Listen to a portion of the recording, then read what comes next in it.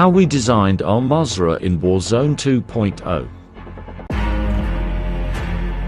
The biggest challenge to creating a map at this size is the amount of people that need to touch it. Al Mazra is so large. We have so many POIs. You don't want to have a lot of diluted themes. So all of our locations are very interesting. There's a lot of visual elements that make each one iconic in its own way. We really looked into city planning, just like things that usually run day to day in a real city. For example, like street signs, we try to make sure that we have these different locations mentioned in these signage. So we're trying to link all these places so the player has an understanding of where they are and where they're going. Design's also going to kind of start with the idea of gameplay for a specific game mode. So we might design a location on the map as part of a ground war space, and then from there figure out how it can fit into the BR spaces, how it can fit into 6v6 game modes. We mainly focus on how that space will be experienced by players, especially with the hanging mechanic as an example. Really allows the players to parkour, travel through the maps, jumping from rooftops to rooftops, and then parachuting out of the space. We now have a river flowing all the way through. We have boats, tunnels, different areas underneath water that the players can discover